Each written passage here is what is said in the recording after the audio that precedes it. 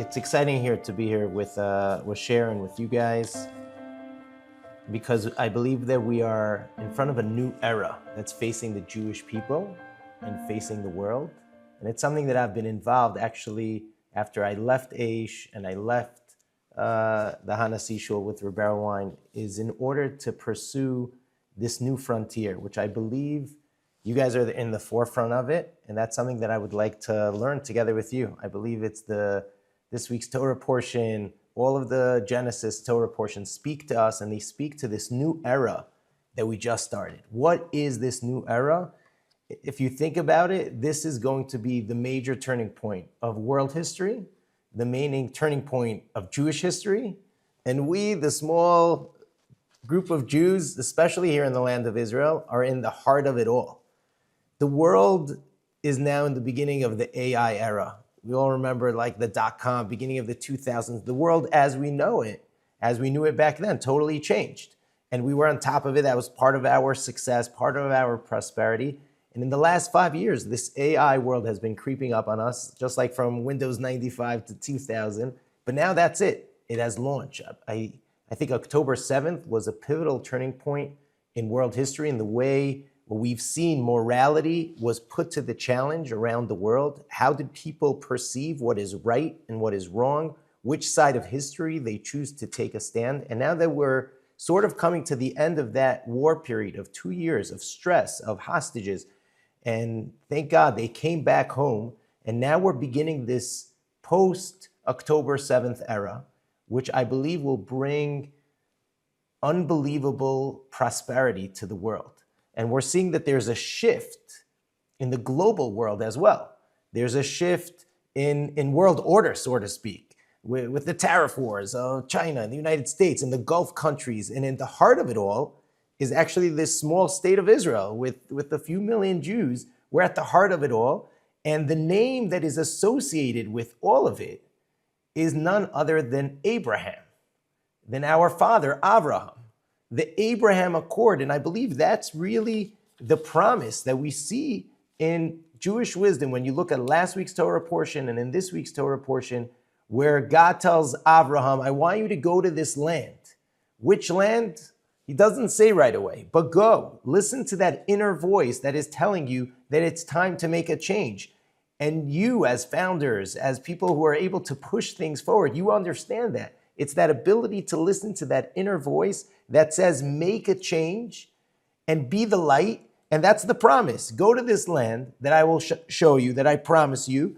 And it says, Ve'escha legoy gadol, I will make you into a great nation. Va'avarechecha, and I will bless you. Va'gadla shemecha, and your name will be great. Ve'heyei bracha, and you will be blessed. So I always thought that, what did that mean? That means that we're going to be successful, we'll be blessed. And Abraham's name is going to be great because not only Jewish children call their name Avraham, Christian children call their name Abraham.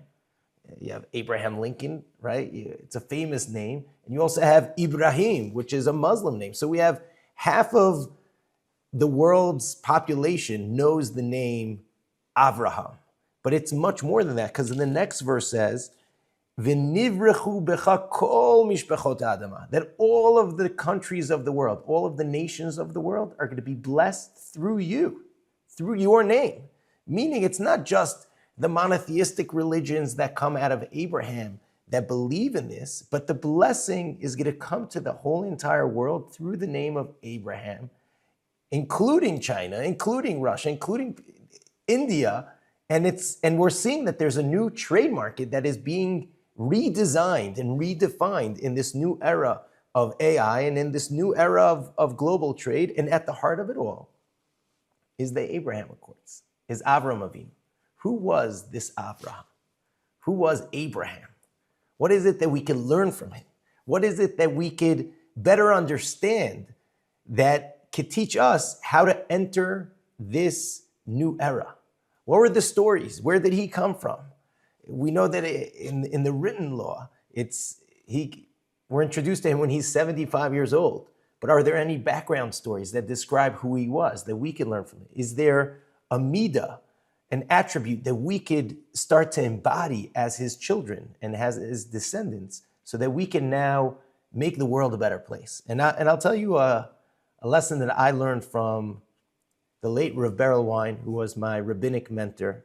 I was privileged to be by him for close to 10 years, to be his associate rabbi for 7 years, and then he came to my house every single week for a Shabbat meal for an additional 3-4 years, and really guided me in so many different ways. And one of the things that he taught me is that we need to look at the newspaper and at the ancient Jewish wisdom, prophecies, and scriptures with a certain eye and lens. He said, my rabbis taught me, and we're talking about a 90-year-old man. He said, my rabbis taught me when I was a kid that you could open up a newspaper and you could see how history is unfolding, and you don't need to wait for the big miracles to see it. This is the miracles, when you're seeing what is happening in the world today. And he said, if you asked a Jew in Europe 300 years ago, what does like the messianic era of Israel look like? So when it says that I'll carry you on the wings of eagles, he probably thought that was something like very majestic, these huge eagles coming. Or it says that the study halls of the exile are going to be transported into the land of Israel. What does that mean? So some magical, miraculous thing that the voice of Messiah is going to be heard across the world at the same time. Some loud shofar or something. That was the vision of the miraculous days that we await. And Rabbi Wein said that he goes with the Rambam's approach. The Rambam's approach is very practical and very real, where it says that the days of the ultimate Messiah, of Yemos HaMashiach, are no different than our days. The only difference is that the Jewish people, we're going to be in a certain way leading the way with values and morality and business, and we won't even need to work as hard because things are going to be done for us. And we won't have other countries telling us what to do in order to be successful. We won't have the United States negotiating the deal for us. We're going to be the ones that people are going to come to us to help negotiate. That's the whole difference, is that we are the ones who are ruling ourselves and no one else is ruling us. And in a certain way, that's what's happening. He said that the wings of eagle, nowadays, you know that it's the planes that brought in Ethiopian Jews. It's the planes that brought in Russian Jewry. It's the planes that brings Americans to come visit Israel. And when it says that the study halls of the exile are going to transport to Israel, he said, did you ever think about it? Why is it that these huge yeshivas are called with European names like Gur or Belz or Panovich or whatever it might be? He said, we sort of like the yeshivas transported here, but not that the building of Europe came, but the mindset came. And when we're here talking about that things will be done by others, it means that the technology is going to be at a phase that things are going to be much better and be done for us. And medicine is going to be so advanced that we're going to heal and live healthier lives for longer. And we're beginning to see it. And when you look at the world in this way, so you're looking at this new era this is transformational. What does the ancient Jewish wisdom have to say about how we should be behaving and what should be in our mindset when we're entering this new phase?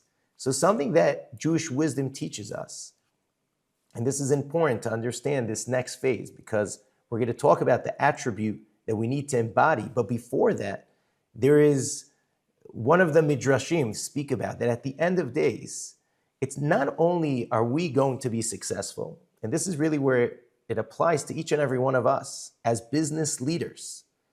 It says that the nations of the world are going to come to Israel and they're going to go up to Jerusalem and they're going to say, this is the place of justice. This is a Rashi at the end of Vizos HaBracha. It says, Smach Zvulun B'tzeisecha. Zvulun, you should be so happy that you're going out to do business. And it says, Amim Har Yikro. The nations of the world are going to come and they're going to call up to the mountain. Which mountain? The mountain of Jerusalem. Visham Yizbechu Zivchei Tzedek. And they're going to offer offerings of justice and say the Jewish people, they bring a certain morality to the world.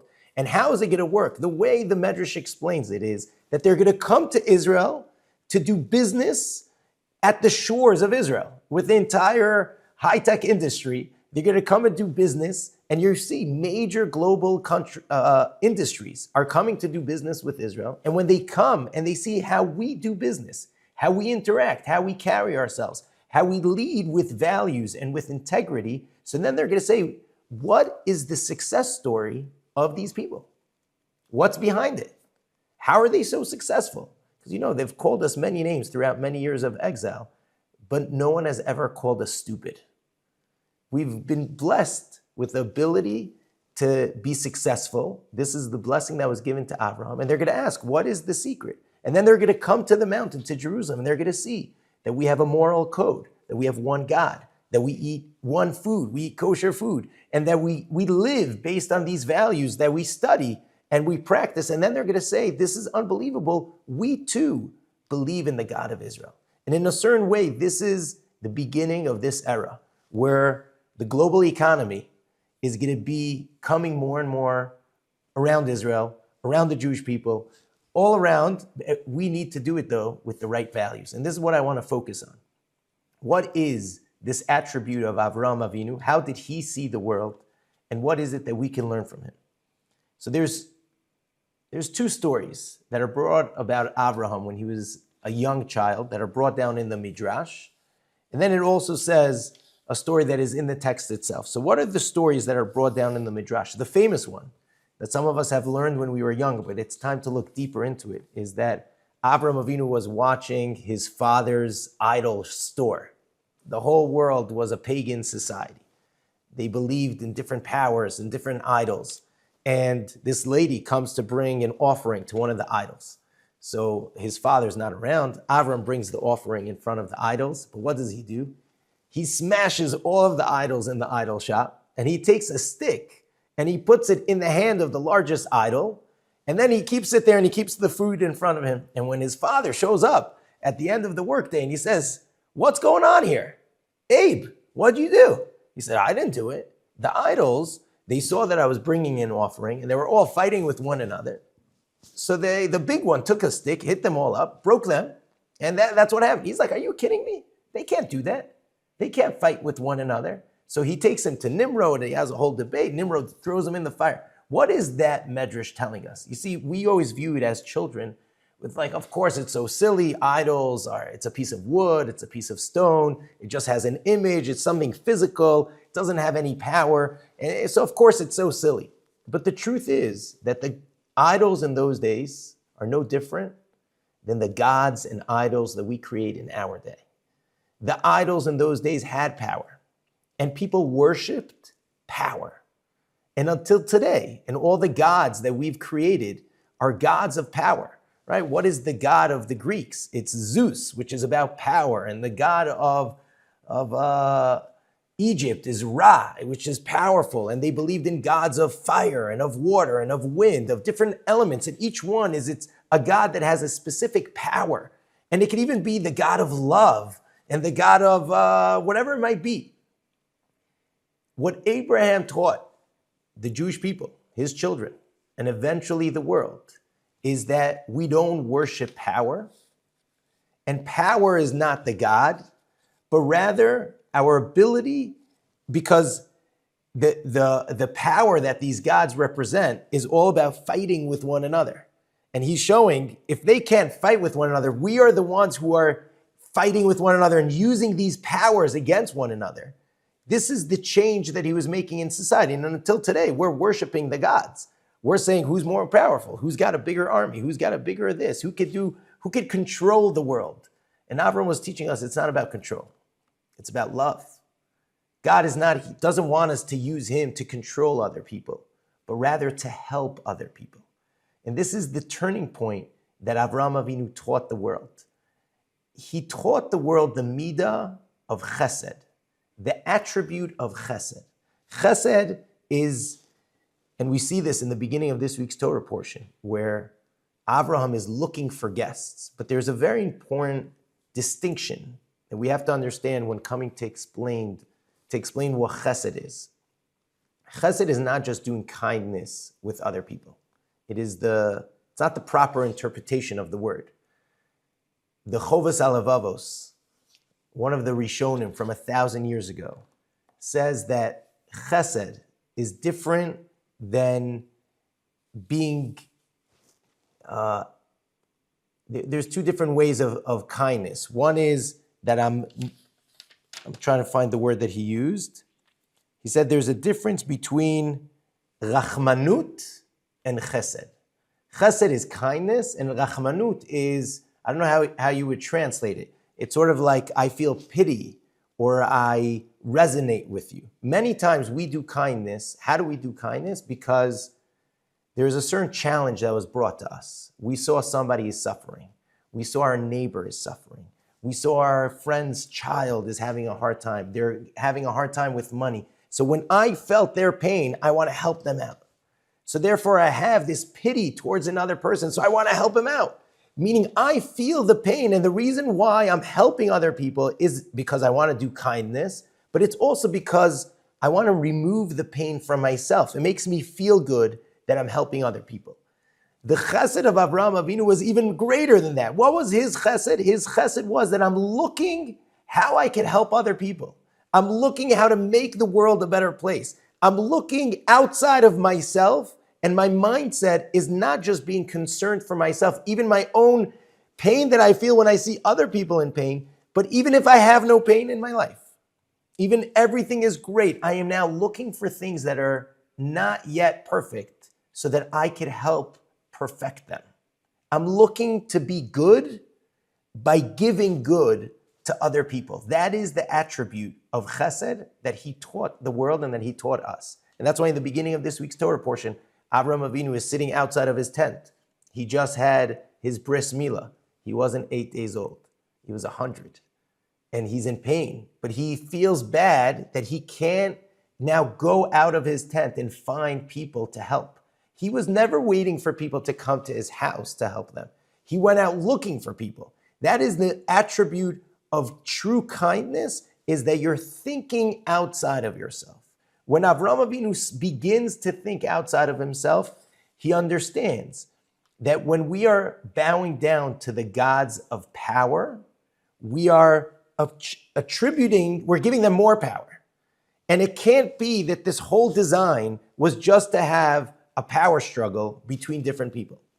And therefore, he plays this game of breaking the idols and saying, oh, one guy took the power, and his father tells him, they don't control the power. We decide how to use their power. So that's what Avram tells him. So it's an idol. Then it doesn't have its own power, but rather what we give it to it. And there's another story that the Talmud teaches us. But Avram Avinu, when he goes and he sees a bira dolekes, he sees illuminating palace. And that palace, he sees everything is working in perfection. But he starts asking a question that other people don't ask. Scientists, philosophers who are trying to understand the world, until Avraham Avinu, they were just asking, how could I use this power for myself? How could I use the sun for myself? How could I use this scientific innovation for myself? And they weren't asking the basic question of who put it here and for what reason? And what are we in all of this for? What is the final outcome?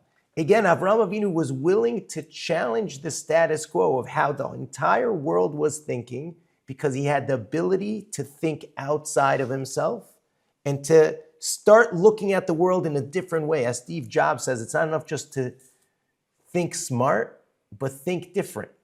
Avraham Avinu was the first founder who started thinking different and challenging the status quo of humanity and of society, and asking the fundamental question of who put this here and for what reason.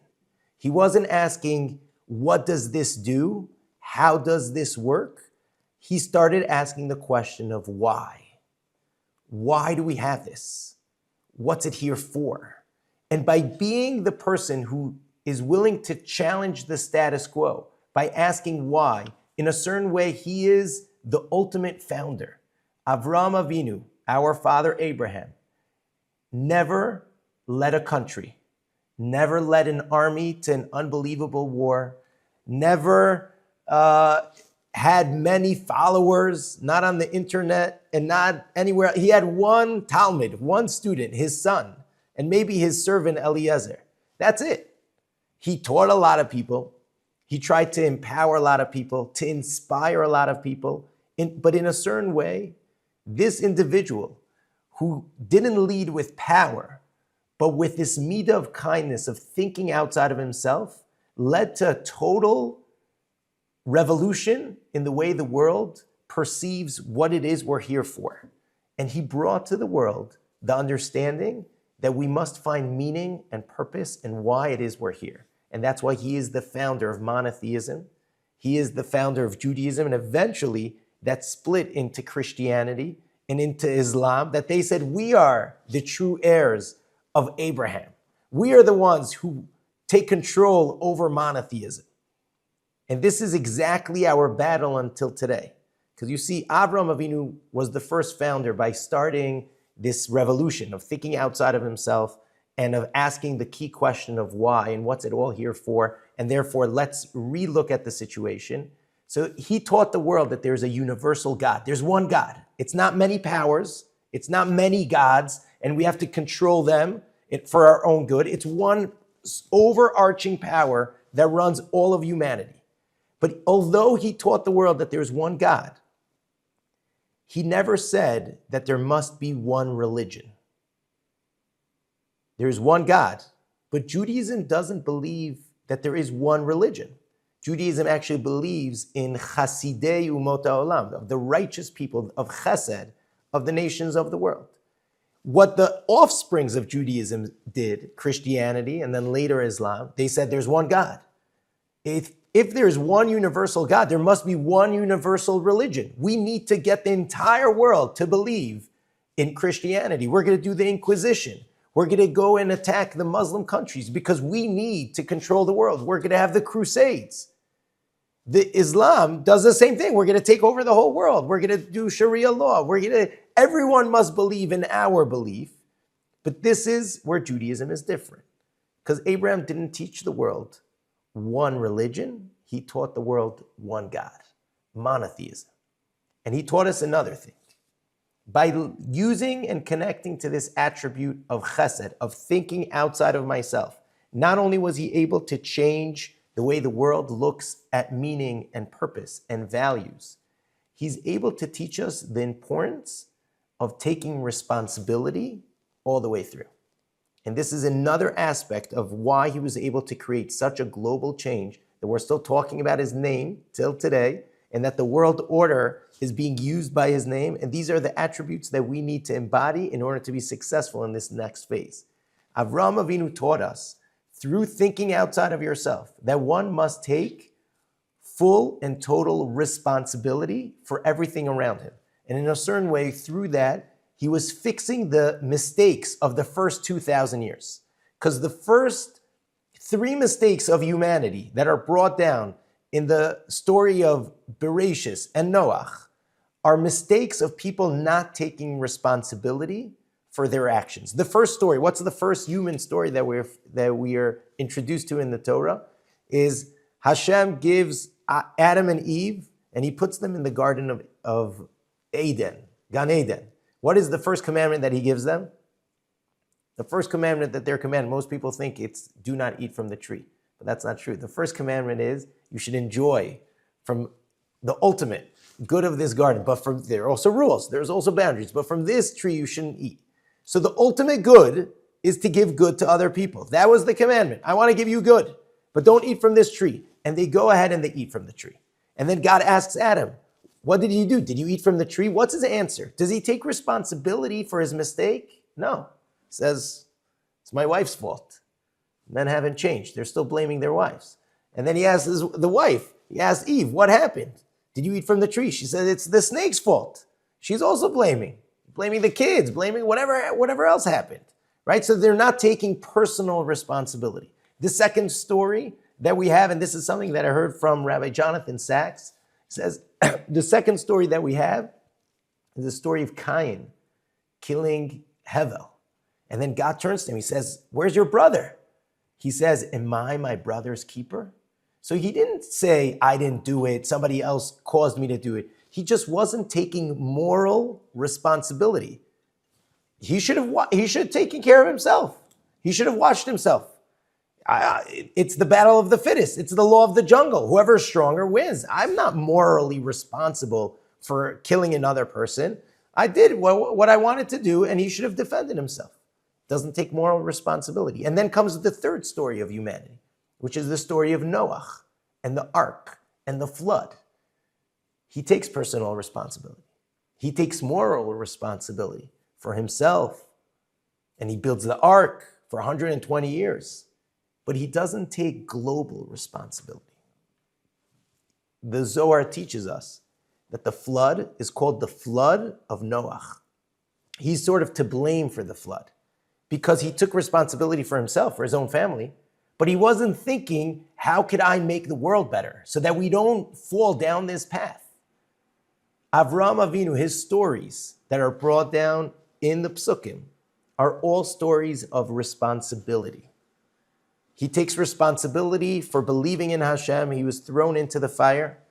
And then he was promised. He was taken out of there. He was promised, go to the land and you're going to have all of the blessings in the world, like a Garden of Eden. You're going to enjoy all of the fruit. And then he comes there. And even though he was promised the land, but it wasn't given to him yet. And he's got a lot of cattle. And the cattle want to eat from wherever they want. And he says, no, you're not allowed to eat from other people's fields. It's forbidden. That's the forbidden fruit. You're not allowed to eat from it. He takes personal responsibility. The shepherds of Lot, his nephew, they start eating from other people's fruits. So they tell them off, you can't steal. He's like, no, it's us because it's promised to Avram, and Avram doesn't have a child yet. They were given explanations why they think they could eat from it. So Avram Avinu first taught us, just like Adam and Eve didn't take responsibility and they ate from the forbidden fruit. And then when they were told about it, they shrugged it off. It's other people's fault. Avram Avinu took personal responsibility for his animals, for his shepherds. We are not stealing from other people. The second story that we have of Avram Avinu. Avram Avinu, he takes responsibility, which is a moral responsibility. Cain said, I'm not responsible for my brother. Avram and Lot are nephews. And they're fighting over the land, and because Lot's shepherds are stealing. So he says, let's just separate. So they separate from one another. And Lot moves down to Sodom, which is an evil city. And then eventually there's a war of the 4 kings against the 5. Avram doesn't say it's not my responsibility. I have a moral responsibility for my brother. In fact, the way it's brought down in the Psukim, he says, Ki achivhu, it is his brother. He was only his nephew, but he called him his brother because he says, I am my brother's keeper. I am responsible for the Jews in Israel. I am responsible for the Jews in America. I am responsible for what's going on in England. These are my brothers. I'm taking moral responsibility. I'm willing to go out there and to fight for what is right and to stand up and to stand with Israel, even though it's my brothers. Yes, that's my fight. Avraham Avinu teaches us, if you're thinking outside of yourself, number one, you take responsibility for your actions. Number two, you start taking responsibility for your brothers. And that's a moral responsibility. You don't say it's not my war. And he goes out and he fights to save Lot, his brother. Just like many of American Jews, they weren't standing on the sidelines when Israel was in battle and being attacked on the press day in, day out. They were standing out there and fighting for Israel, for the morality of what we stand for. And finally, in this week's Torah portion, we find that God tells Avram Avinu that he wants to destroy the city of Sodom. These are evil people. These are people who are doing terrible things. These are people who are not letting people come into their town, and they have all these laws of how they could torture people because we're not allowed to have kindness in our town. And Avram Avinu understands that it's his moral responsibility to take global responsibility. And he goes out there and he's praying, please, maybe there's 50 people, maybe there's 40 people, maybe we could save 4 towns, 3 towns, maybe we could save one of the towns over there. There might be 9 people that are righteous and we could save that town. He's always looking to make a change and to make the world a better place. Avraham Avinu embodies the midah of chesed, the midah of thinking outside of ourselves. When a person is able to think outside of himself, outside of the way he was brought up looking at things, outside of the way the world is looking at things, outside of just what do I want, what's good for me, but rather what is the ultimate good for other people? How could I be helping other people? This is the secret of Israel's innovation. This is our DNA. We are the children of Abraham. And it's somewhere in our soul and in our consciousness, we have a spark of this. And the more we connect to it, the less anxious we are, the less angry we get, the less stubborn we get, the more happy we get, because we are thinking outside of ourselves of how we can help other people, and we're looking for ways to making the world a better place. Suddenly things come to us, opportunities come to us. All of the startup nation technologies are because young Israelis are taught to think outside of themselves. If I'm driving and there's unfortunately accidents, what can we do to help reduce accidents? So, let's put little sensors around the cars. They're going to beep if somebody comes closer. So that's the beginning of Mobileye, which eventually leads us to, unmanned cars. It's a beginning of a multi-billion-dollar industry, which is there to help humanity, to help reduce car accidents. And if we all want to get from point A to point B quicker, so it's not enough to have a GPS. Let's all work together to tell each other where the traffic jams are. So and we got Waze, which bought out by Google, which is helping people get to where they want to go quicker. So all of the medical innovations and the security innovations and even the military and defense innovation, they're coming from how are we defending people? How are we helping people? How are we protecting people's privacy? How are we protecting people that now all of the data is on the cloud? When we're always thinking of how we can be helping other people, we are doing the ultimate kindness, and it's what brings us the blessing. The blessing of Avraham Avinu comes because he embodies this midah of chesed, of kindness. And two things happen. Number one, you start re-looking at the world in a different way, and you understand that there is a higher power that is controlling the whole thing. And you could come to the realization that this higher power is not trying to control us, and it's not for us to control the power in order so that we could rule, but rather the higher power is the ultimate good. God, the way the Mesilas Yesharim, the Ramchal, the great Kabbalist, brings us down in Derech Hashem, he says that understanding why God created the world is an understanding that God is the ultimate good, and the ultimate good is to give good to other people. So he created the world so that he could bestow good onto us. And our life's mission is how can we be partners with that good and bring more good onto the rest of his children and onto all of humanity and perfect it and to create such a society. And we're entering that phase. We're entering the phase of making Israel this society that is helping not only ourselves, but the whole entire world. And when we get into that mindset on a business level and the types of business interactions we're doing, how could we be helping other people? How could we be helping people in our community? How could we be helping people in our society, in our company? How could I be helping my employees? How could I empower people and give people an opportunity that they haven't had before? Instead of how could I make the profit? How could I hit the goal? Of course, we need to have our goals and our measurables and our targets. But the mindset is, but who should I be helping on my way there? Who are the people that I could be empowering? How can my goals be there in order to give good to other people? That is embodiment of the midah of chesed, of Avraham Avinu, of kindness. Kindness is not just when I feel bad that something is going wrong around me or in the world, but I go out there to make the world a better place. That is what Avraham Avinu teaches us, and the Gemara, the Talmud teaches us, that we say the blessing in our silent Shmona Esrei. We say, Elokei Avraham, Elokei Yitzchak, Elokei Yaakov, the God of Abraham, the God of Isaac, the God of Jacob. And it says that at the end, the culmination of our prayer is with Abraham. Even though Jacob is considered like the third and the top of all three of the fathers. But God promises that the culmination will be with the name of Abraham. B'cha iyu chotmim. And I heard from Rabbi Wein that he said that at the end of days, when people, maybe not everyone is going to be a Torah scholar like Jacob. Maybe not everyone is going to be pious and praying like Isaac. But the merit of the Jewish people is that spark of kindness, of chesed. That's going to be how we're going to seal our story.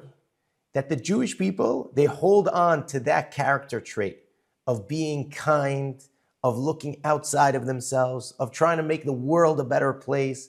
And when we do that individually and collectively, we are going to transform the way the way the world views us, the way we interact in business with other people.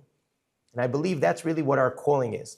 A lot of what I've been doing, and with this we'll wrap it up, and I would love to hear feedback from you.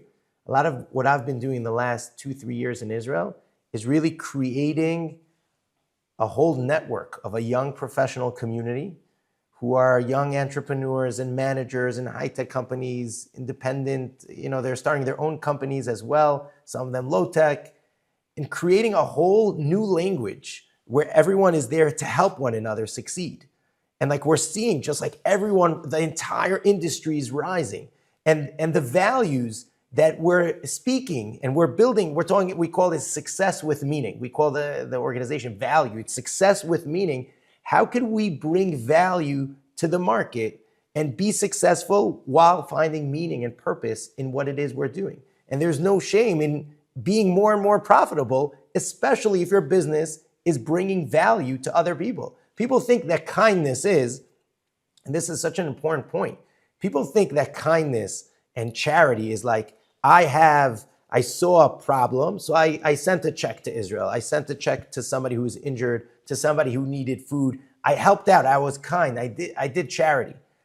But in Jewish wisdom, we're actually taught if you're able to create 5,000 jobs for people, and you're successful out of it, you're even becoming more and more successful. But you gave 5,000 families food to eat and feeling independence and feeling proud and with honor and respect. That is an unbelievable, way higher level than giving out the money and just feeding poor people, right? So it's the mindset of bringing the entire business industry up through values and through connection, and then the entire Jewish market is going to change. And a lot of it is coming through business that is more and more coming through Israel.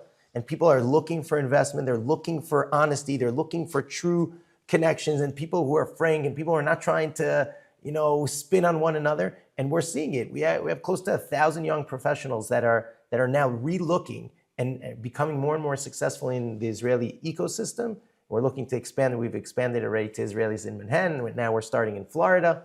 And I think this global business network that is being formed also over here needs to be strengthened, needs to be centered around values and around giving good to the world, making the world a better place. And this is exactly what's happening. And it's unbelievable. Each and every one of you that are signing up, that are logging in, that are saying, I'm going to take part of my time to be a part of this group that is growth-oriented, that wants to become better, that wants to help one another, you're going to see unbelievable success coming out of this group. And I'm really excited for you and excited to be here personally. It's really exciting. And I hope that the words of just looking at the story of the Torah portions that we're reading these weeks, and also looking at the newspapers that we're reading these weeks, and seeing how we're seeing things unfolding in the same way, gives us the inspiration to be a better version of ourselves, to start thinking outside of ourselves a little bit more. What it does is it gives us the clarity of understanding in emunah in Hashem, and it also gives us the clarity of taking full responsibility, not only for ourselves and for morality, but even for the whole entire world. And that will eventually bring more and more prosperity to each and every one of us. Thank you so much. It was an honor being here with you. And thank you for taking the time for being on here together. Really appreciate it.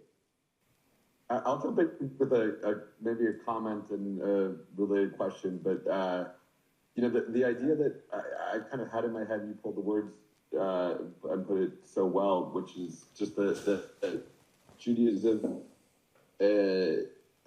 obviously established and disseminated monotheism, but it didn't say, we still fundamentally believe there's 70 nations, there's different ways to kind of manifest in the world. And I've always associated with it, it's very resonating with me, especially in the format of America, which I think is almost like a fundamentally Jewish structure, and I don't think we appreciate it in that it's one nation under God, but like this religious pluralism built into it. It's not a country that says we should actually all be Christian, or we should all be Jewish, or we should all be and that's kind of built into the founding ethos. So I always thought this idea of spreading the inherent kind of pluralism baked into Judaism is such a critical kind of idea to share with the world. And one, I commend you on doing it, and two, I'm curious, if you've seen it gain traction as you've tried, or Yeah, I think it's a core idea. I mean, and like you said, we believe in the 70 nations, and we believe in them even in the days of Mashiach, of the Messiah, that there's still 70 nations. Meaning, even when Mashiach comes, and like Israel, what shifts is really the shift of power and who needs who. And we become sort of a very independent and in a certain way a leader in the global market. And they come and they show respect to the one God. So it's like, it's going to be multiple nations under God, not one nation under God. So in America, it's one nation because the United States of America, and you have multiple in religions. But where we're going to get to is really, one world under God. The Jewish approach is one world under God, but 70 different nations, different approaches, different this. I think Christianity will do some small tweaks. Islam believes in God, and even, it'll be small tweaks in Buddha, but a lot of the values are very much Judo values. It's not major shifts, and you could stay Indian, and you could stay Chinese, but I think that this is the new era. This is the new era. I don't know of a lot of people who are speaking about it because most rabbis are speaking internally to the Jewish people. Most rabbis are not speaking. I think Rabbi Jonathan Sachs is one of my figures. He's one of the few people who spoke globally to a non-Jewish audience. So I'm sure I have to look up in his writings, but I'm sure he might have spoken about this, about the globalization. Increasingly important to have a more global message. Sure. For the Jewish people. And this is the point that I was trying to bring through. I believe the channel of global communication of Jewish values actually does not get disseminated by rabbis. It gets disseminated by each and every one of you. It gets disseminated by business professionals who carry the Jewish values with pride. So you're connected and you're coming to the shiur and you're like, oh, this resonates with me. But at the end of the day, you're the one who is in touch with so many people who are out there. And I think that's the shift. Oh, Rabbi. Yes. I'm so sorry. This is Charlotte. Such an excellent shiur. I really, really enjoyed it. These are ideas I think about with Michael all the time. But this is the first time I've heard it expressed in a rabbinical setting. So it's very, very exciting. One thing I'm curious about to get your perspective on. I was talking to Rabbi Moshe Gersh about this. Sure. Oh, he's great. Good friend. He had a really interesting point he made, which is that, and it sounds a little controversial, but he said it's very much rooted in sources. And so I wanted to know if you had heard about this concept and what you thought of it. If so, which is that Mashiach, as much as it is a person, it's also really just about a consciousness. And he was saying there's even a source that says it's just going to be a shift in consciousness. And it was put in terms that we can understand, but that's really the bottom line about what it means. And I'm curious how you think about that, when we talk about the Messianic era, and there's a lot of, I feel there's almost this, you see it in many movements. I think Chabad is a big factor in bringing Mashiach to the front of American Jewish consciousness. And then, you go to Israel and there's certain rabbis who are maybe this is him or whatever, but then you hear this other take, which is it really is just when everyone has a shift. And I'm just curious how you think about those two different ideas. First of all, there is the concept of, like you mentioned, it's the Messianic era. It's an era, and we're definitely in this era. We don't know exactly the point of where it comes, and the way Rabbi Gersh was saying is that it's a consciousness, but it's true. There is, though, I don't think there's a concept in Judaism that Eina Mikra Yotze Midei Pshuta, that you don't take it out of the basic understanding. You could go into the deeper understanding, but there's also the basic understanding. I do believe that we keep the basic understanding, talking about a certain leader. We get to a certain point that there's very clear leadership in the Jewish people that the entire world respects and the entire Jewish people respect. It's hard to understand that there's going to be a Jewish leader that every single Jew is going to respect, right? But that is the global consciousness that's going to happen, is that things are slowly transforming. There is a shift of a moral between good and bad. And the world is like sort of getting into a refinement period. And then Israel is going to shift, and the business world is going to shift. And we become this liaison for bringing out morality and sort of like just the understanding that there is a universal God. But everyone can really stay where they are and how they are, as long as we can connect on these values and the will to make the world a better place. At the end of the day, though, there is this concept of a Jewish leader that is able to galvanize, and it takes a certain type of leadership to galvanize the entire people together, to create the societal system that operates in that way, that inspires the rest of the world to live in a different plane that we're living right now. We're not living in a perfect world right now. It's still about power and about this and about wars and about, imagine, and that's the world that the Messianic era describes, that the world is not living with the fear of wars and with the power struggle of who has more nuclear bombs. But rather there is such a shift in humanity's consciousness of using all of the technology and nuclear energy that we've learned to sort of power our lives so that we could be connecting on a totally different, higher level. But it does take a specific leader to make that a reality. At the end of the day, you run your business, it takes a leader. You run a country, it takes leadership. It takes real people. If we're talking everything being real, the leadership has to be real as well. And that's really the concept of like the Messiah, this person who embodies this leadership character traits, who can lead all of us to be on such a level. But it doesn't happen overnight. It's the Messianic era. We're in the beginning of the next phase, and you guys are all business leaders. You understand this, and you're able to tap into it. The phase that we're entering right now is 10x the internet boom and the dot-com boom. It's what I'm seeing with young professionals and the type of like real businesses that they're developing through AI, and it's amazing. It's amazing. Things are going to be like flying. I mean, there might be whatever, like 2008 after the dot-com boom, and everything like falls down because it's overhyped and not everything is going to be successful. But at the end of the day, we're going to be in a totally different reality. Our kids are going to be in a totally different reality.